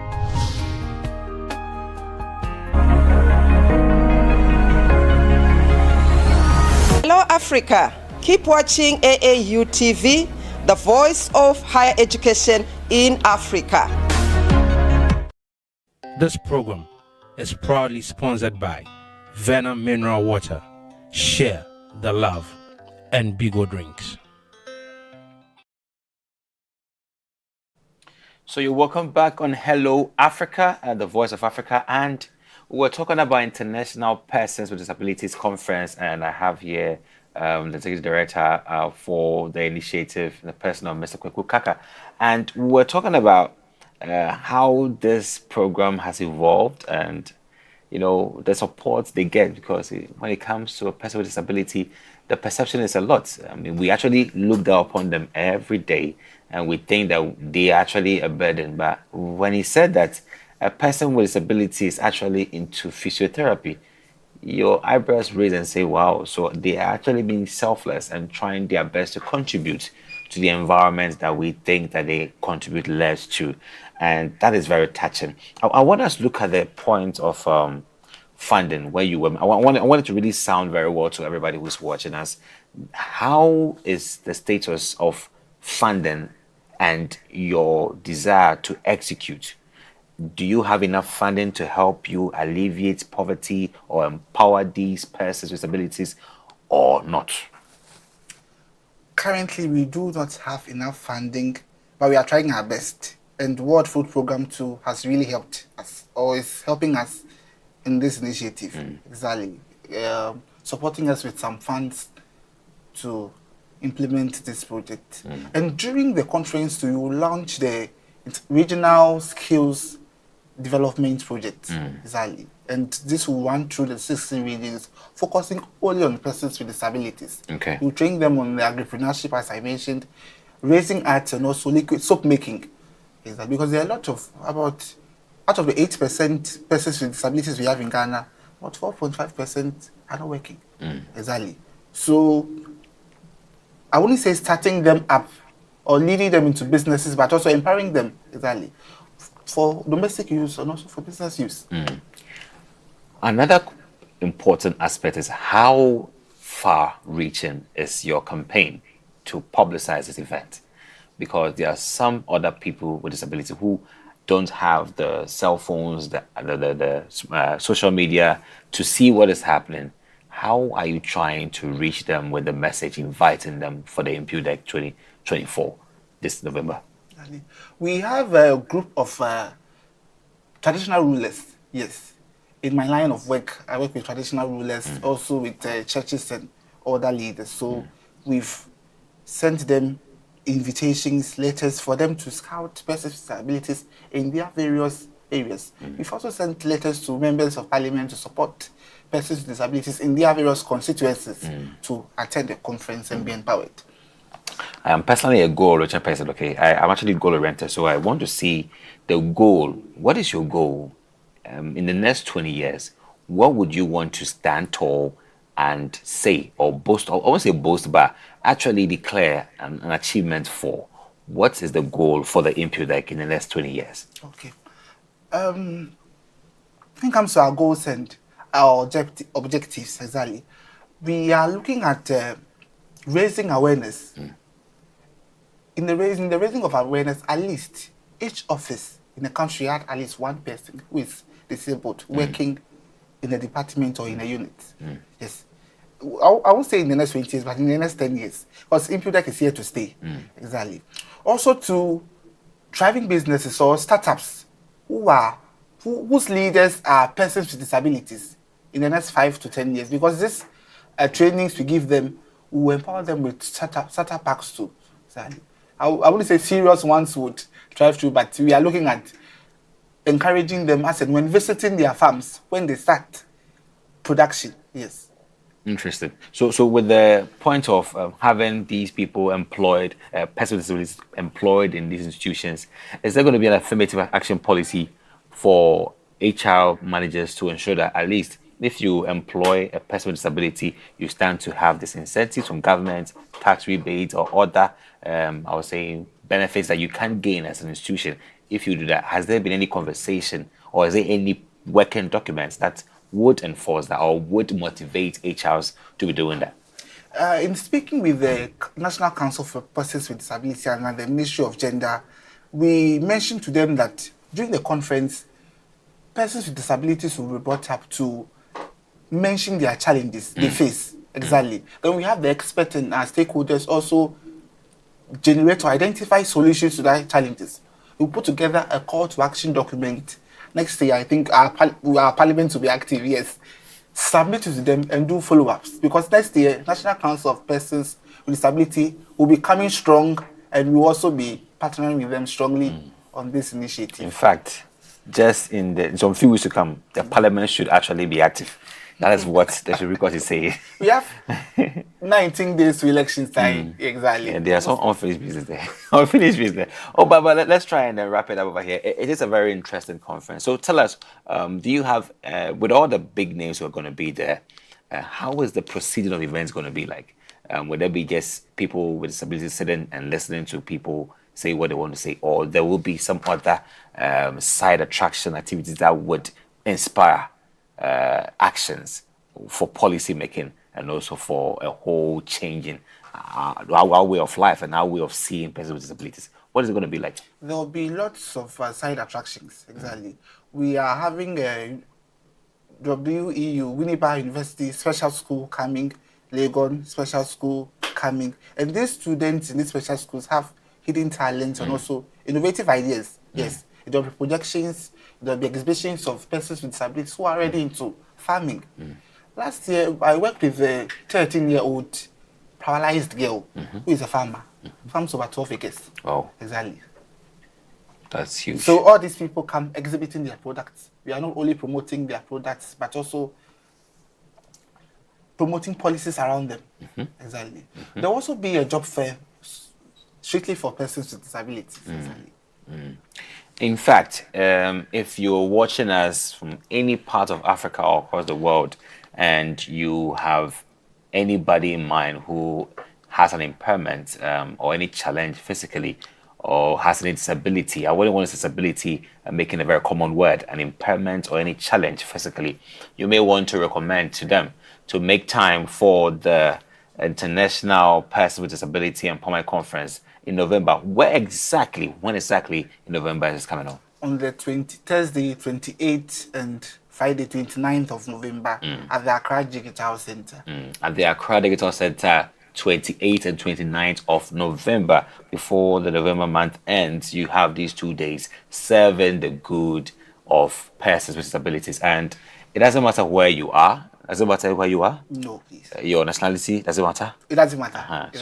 It's international. So if you are an African in Ghana or any part of the continent, make your way to Ghana at the Accra Digital Center and participate in this event. Is there any, say, fee to pay to participate? No, there's no free. fee. It's free. It's free. It's free. Starter packs, free. Everything is free. There's one item that also sparks motivation. The 13th item, is it free? Everything is free. You can't afford to be at home, okay? You have to try and make your way to the Accra Digital Center and participate in the International Person with Disabilities Empowerment Conference. And it's not only for persons with disability. If you are an employer, if you are an entrepreneur, and you have the love and interest and the compassion for persons with disability, you should also be there to support them with what you have. So I can be there, you can be there in your able states and support our brothers and sisters who are having a challenge physically or mentally, and let's imbibe in them some sort of confidence that they could also contribute to nation building. So, Kweku, look at your camera, okay, and send a word to somebody out there who is heartbroken, who is deterred and is despaired because they think that they've lost one part of them that makes them physically disabled, and they think that their world has come to an end. There is a conference for them. And also, not only the conference, but is there anything to tell this person to want to have some hope for life? Exactly. I would tell all persons with disabilities in Ghana and around the world that this is ours. This is yours. Yes. Everything there is accessible. Usually they complain when they visit, go to conferences, it's not accessible. Food, no, this is yours. We understand you. We know who you are. We know what you people can do exactly. So we are inviting all of you to International Persons with Disability Empowerment Conference. If you are unemployed, come along with your CV, a video of what you can do, anything. And you wouldn't leave there the same. I would copy messages from the religious sect that when you come, you wouldn't leave including the same. Exactly. And I also commit to also try and then find people who are in this state and bring them over to the place. I want to be there to see what will happen, because I also have a heart for these persons, because I feel like they're also human beings. They find themselves in a very compromised situation that we should be there for them and support them. So, Kweku, thank you so much for your long achievements and long efforts and commitment to this cause, to stand with persons with disabilities. And I believe that you also get rewarded for your commitment and compassion. Have a nice day. I'm also grateful for this opportunity. Yeah. I'm very, very, very much grateful. Thank you. Thank you so much. Wish you the best in the program as well. Thank you. Great. So we come your way shortly with Game on Africa. So, I mean, there's all happening in the world of sports, you know. Those who broke your legs over the weekend, and also those who got points from goals and all that. Stay with us. We'll bring you more on Game on Africa with Philemon Edwards alongside somebody. I want to tell you. You'll see. Take care. Explore a whole new world of exciting visuals with AAU TV. Get ready for a mix of interesting talk shows, interviews, discovery documentaries, and news on AAU TV. It's not just about watching TV, it's about experiencing something special. AAU TV reaches over 25 countries in Africa, bringing you a blend of knowledge and fun. Learn about different cultures as you enjoy the shows. If you have events or want to showcase your business, we've got you covered. Watch AAU TV free-to-air channel on satellite. Connect with us on Facebook, Instagram, and X, formerly known as Twitter, at AAU TV. Reach out on call or WhatsApp us at +233 26 629 6601 or +233 20 399 5210. AAU TV, the voice of higher education in Africa.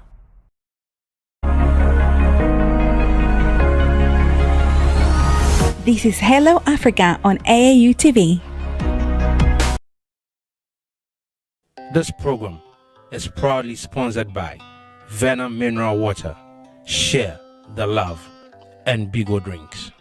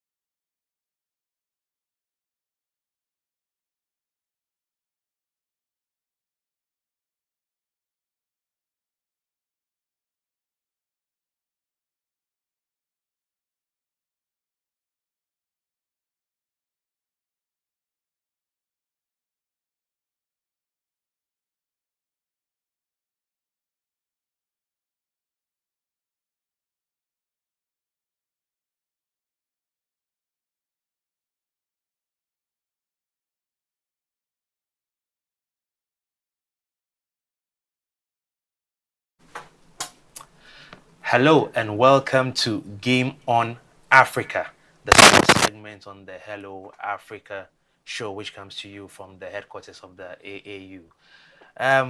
We'll go straight into the news today, and because it's International Weekend, there's a lot of international news here.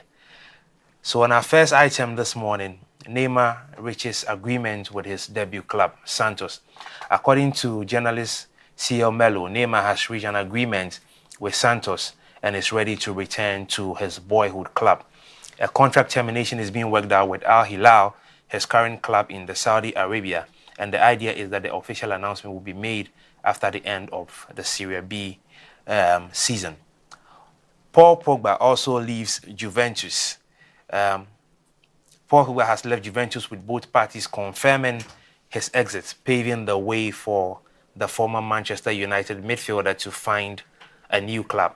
As Mail Sports revealed last month, Pogba and the Italian club had been locked in talks over ending his contracts. Pogba will now start the process of finding a new club ahead of his return to football next year.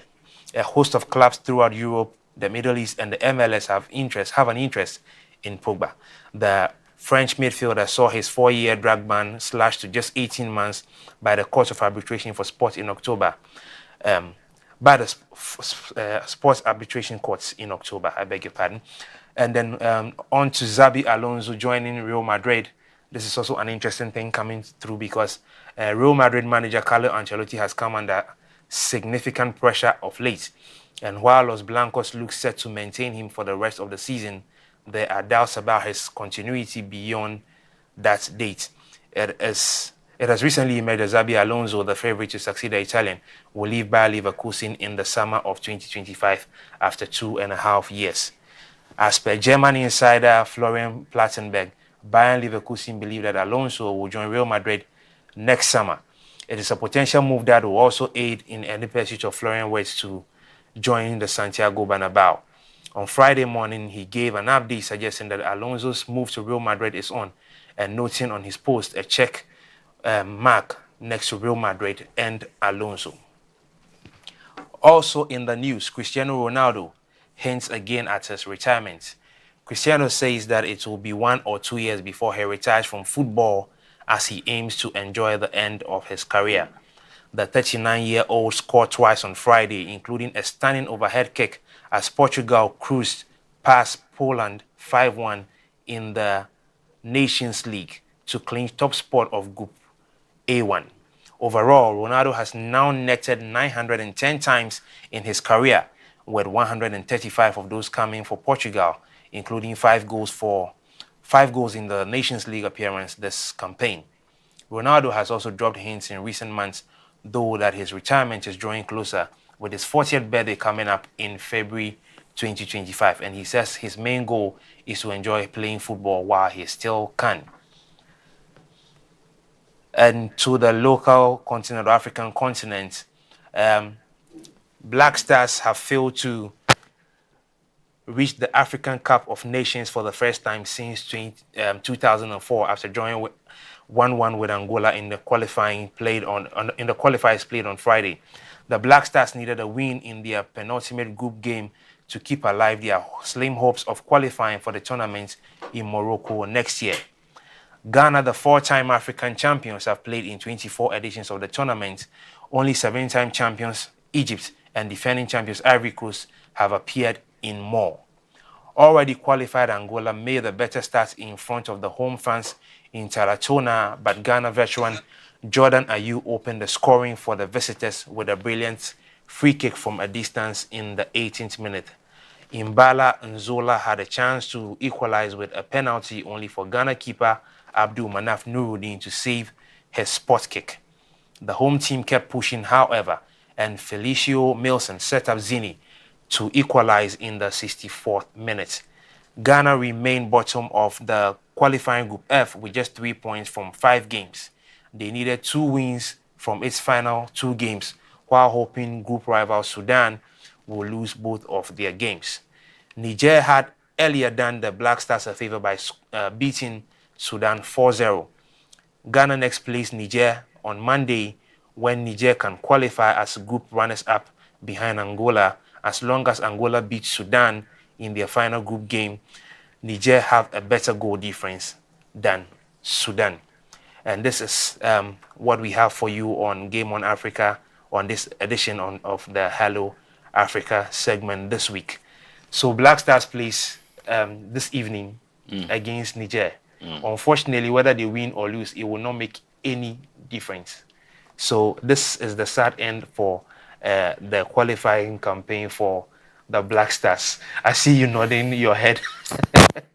In fact, this issue, if you talk about it, it will be a national security issue. I know. We will not talk about because there are so many people who are so unhappy about the development of the Black Stars in recent times, and the FA is so much in the mix of this. But anyway, we hope that they will be able to learn a lesson or two from this, because it's really bad to know that since 2004 we have qualified to the AFCON consistently, and then this time around we are losing out to teams like Sudan and Niger. I mean, it's sad. I think that we're trying to miss one very important thing, that we keep underestimating these opponents. We think that they were the same 10 years ago. Now, Comoros gave us a warning, and Comoros seems to give us a warning every day. Sudan is now is no more afraid of the whole Ghanaian thing. Exactly. Now they're not. We don't find any competitor these days. Everybody is competing at a very top-notch score. Or Angola. Cape Verde, the countries that we used to actually underestimate and just use for as low-hanging fruits, they are now actually growing. They are now growing, okay? And they are going to a lot of the Black Stars now. And if I try to assess the whole Black Star formation, ask myself, where did we go wrong? The guys are young and energetic. So is it about stamina? I don't think so. Is it about leadership? I maybe think so. Possibly. Because you need somebody who has that kind of force that drives the entire team together. It makes everybody want to do a lot. You can't really tell. I'm just saying what I can see from where I stand. But if there is a leadership issue, it should be solved, because our boys are actually failing woefully, and it's bad. It's not good for us at all. I completely agree with you. My major concern has to do with coaching as well, because in recent times we haven't allowed coaches we have put to the task to do their jobs. Otto Addo, in my personal opinion, is not a great guy. He is primarily a scout. He's not a coach. To be a coach. He's not a coach. He's a scout. He has worked with with teams like Dortmund. That's fair, but it does not mean that he is a licensed coach that will do the job. There is a debate, about the fact that Otto Addo was the one who took us to the World Cup, and we had actually not gone further. The next best performance compared to the Kwesi performance that we did was the Otto Addo one. We went far. We did quite well. So why are we actually doing the opposite in the African contest? Is it because he was sacked at first and he has a lot of the trauma keep beating on him, so he can't really be his full self in the African contest? And is that the point? That's or maybe he does better when it comes to the international one. Maybe. Well, this is where the FA comes in, because the consistency of keeping a manager also counts for a team.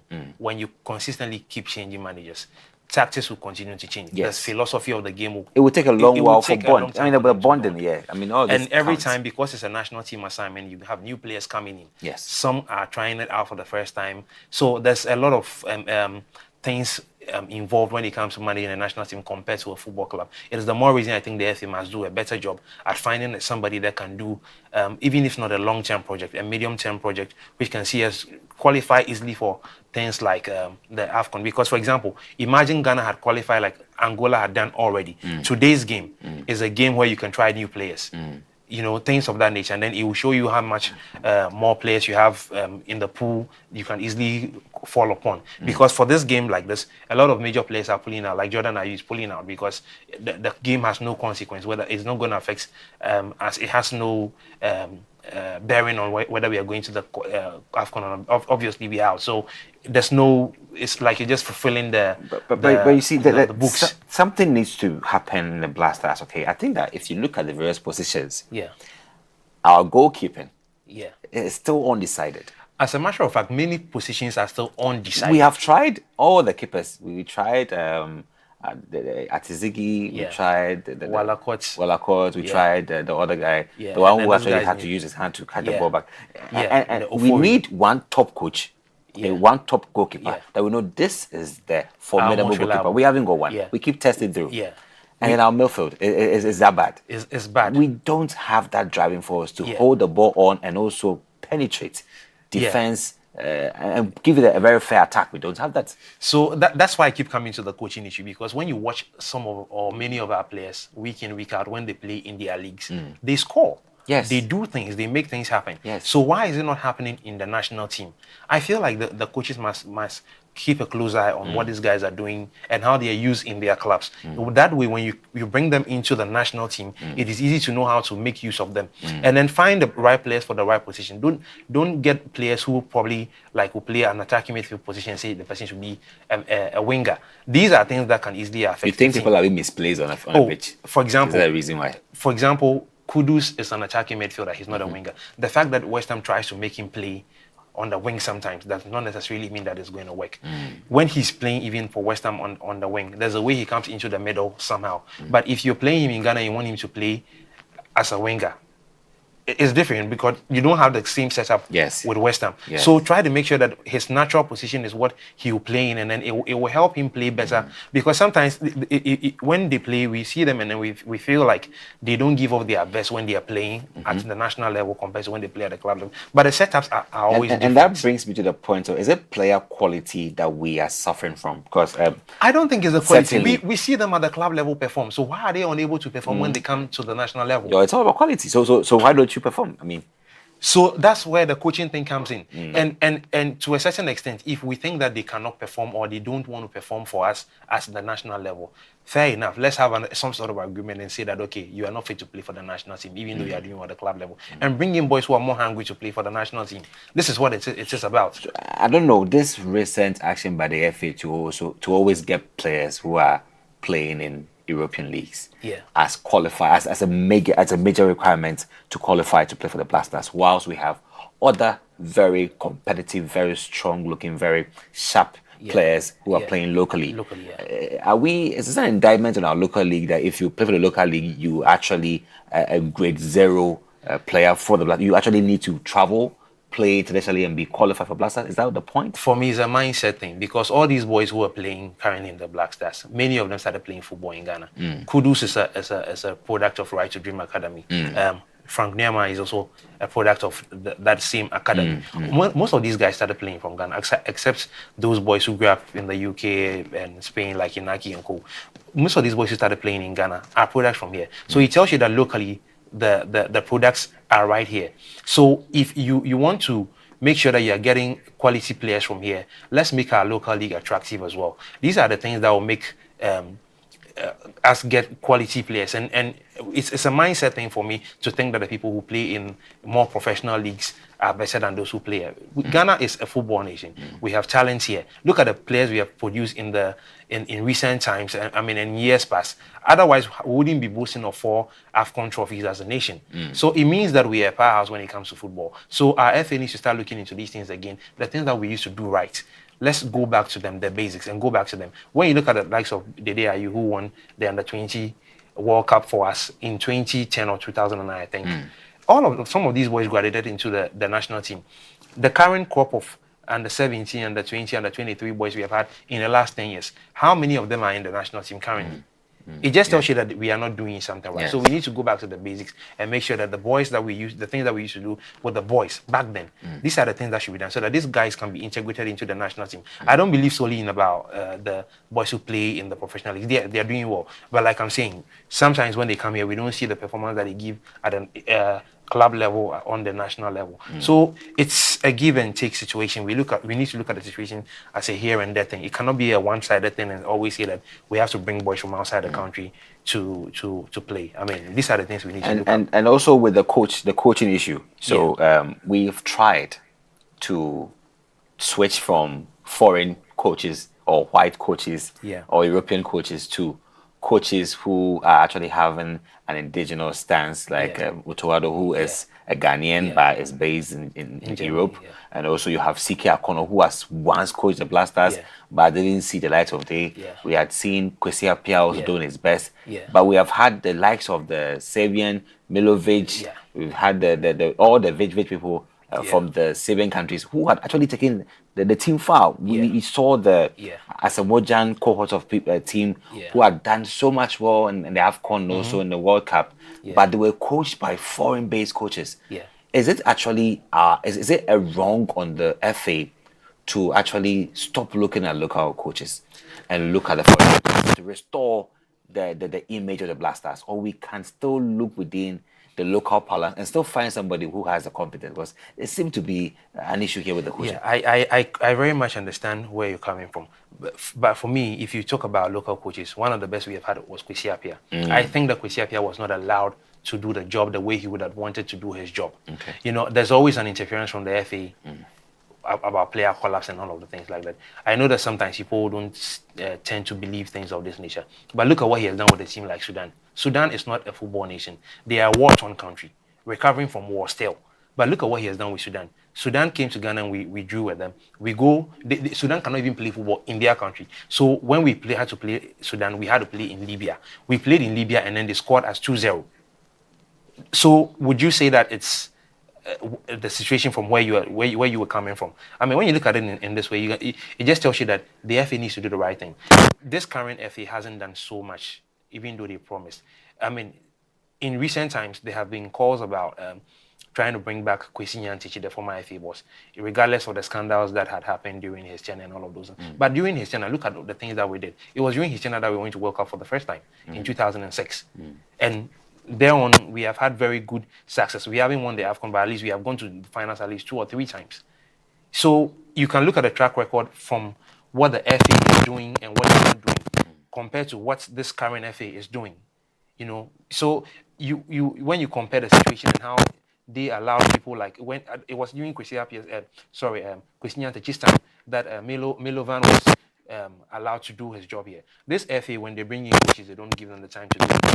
Even when they bring the coaches, they try to influence the coach to do what they are looking for. Yeah, and these are the things. Also. Yes, the Chris Hughton thing. And Chris is not a small boy in football. He's a Premier League coach. So you don't give him a job for Black Stars and still want to give the guy time. Give him. You know where Ghana football has come to now. We cannot be experimenting after year after year. Give the man maybe a 5-year plan. This is what we want to achieve. Give him, like, we need to do things of that nature. There should be a short-term to medium-term plan. Then we know that we are building. Where the football for Ghana has come to now, we can't say that we are the best at the moment. So we need to regroup, start all over, and try to bring the team to where it used to be. When you want to do these things, you can't be experimenting with coaches. So the FA needs to do a lot. So Otto deserves some time, right? He deserves some time. And he himself in recent times has said how much of errors he has made. For example, when he came to captainship in the previous window for international football, he took away the captaincy from Jordan Ayew and gave it to Kudus. Kudus is a great player, but he's fairly new on the team. These things breed some sort of conflict among the players. Yeah. It will not give the players the best of teamwork on the pitch, because already off the pitch there are issues. So it will reflect in the way they play. So there are some of the small things that you need to manage when it comes to coaching. Is not just about drawing tactics and then getting the voice of the pitch to play. Man management is key. And these are some of the things you look out for in great coaches. So for a coach like Otuado, who has worked with teams like Dortmund, I expect better from him, because I don't think even the local players, local coaches will do some of these petty mistakes. You know, so these are some of the things that so the FA needs to look at, and then when they are bringing on a coach, there needs to be some proper planning and a certain timeline to achieve certain things, and that way I believe will be better. Well, I actually hope that we will settle this issue with the coaches issue, and if Otodo needs time to put things in order, he will get the time he needs.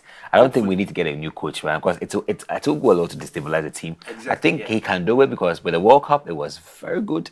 That we didn't expect this from him later on. So maybe there may be a challenge that he's going through. We should find a way to see him through, unless he resigns. This is my stand. Unless Otuado resigns officially, we should give him the time to be himself and be better. The mention of resignation have been brought back because after the World Cup, he decided to step down. Yeah, if it was you resign, because with all that he did in the World Cup and how far he went, come on. It's nice for you not to bring him back. So I don't know why. For example, when the FA was looking for a new coach, the criteria they set that they were looking for, Otuado doesn't tick any of the boxes. I'm telling you. We don't have a lot of time. We would have gone into yeah, it, but he doesn't tick any of these boxes. Anyway, Yet you bring him back. We look at results and see that in the World Cup, In he the World Cup, delivered. he didn't do well. No, he didn't do well. Are you sure we didn't go that far? No, in the World Cup, we were kicked out in the group stage. Group stage? Yes. Are he you didn't sure? do well. Our performance against other teams? No way. No way. Are you sure about that? But why didn't do that? We can talk about it on the next segment. Anyway. And we'll go deeper into Interesting. It's actually exciting to know more about the Ghanaian football terrain and a whole lot more. But we stay hopeful. We stay hopeful that it will get better. It will get better. Yeah. So hearty cheers to Otoado. I understand it's been a very tough moment, and to the players too. I understand. You've all given your very best. It's not easy to run on the pitch, but disappointments are part of the team. We have big teams like Real Madrid, even England and co losing. And it's you find Tuchel being suggested to be coach for England and the whole racial issue. Yeah. So let's all have that kind of hope that it's a team we are building over here. It takes a while to do so. So let's give it the support. So if you've been with us on this show, you realize that we've had a lot to listen to in the area of politics, health, academia, and also a whole lot more. That's how Hello Africa is all about, giving you a whole lot in one piece on Hello Africa. And this is where the journey ends. Not end, because we'll come again to your screens on Monday and also bring you more information that you wish to know. Phil, do you have any message you want to send out there? Well, I just want to wish the Black Stars well, even though they are bad out of the qualifiers for the AFCON 2025. It means in January we'll be sitting at home and watching other African countries do the job. In Morocco, Ghana will not be there, but we wish them well and we hope that they will do better. And to all our Ghanaians, I just want to say that let's be safe on the roads. We are in November, we are getting into December. We know the Christmas period is approaching really fast, so let's stay careful on the roads and then keep safe whilst we are driving. When you're driving, don't just think for yourself, think for other people, and let's stay safe and let's all make it safely into 2025. Yes, and whilst you're being safe in December, the elections caps on very shortly. Yes. I think we have 14 or 18 days there, and you have to be safe, okay? Sudan is around. You know what's happening there right now, so you have to be objective-minded and do what you want to do as a citizen, not a spectator. And also, I must also tell you how I look today. If I look today this very way, I must give credence to Be Bold Fashions, Mr. SK, for doing this for me. The number is +233 243 966887 +233 243 966887. He's at Adenta, Church of Pentecost, Adenta. Right. Go there and he will tailor suit you for you to look good, all right? You didn't compliment me.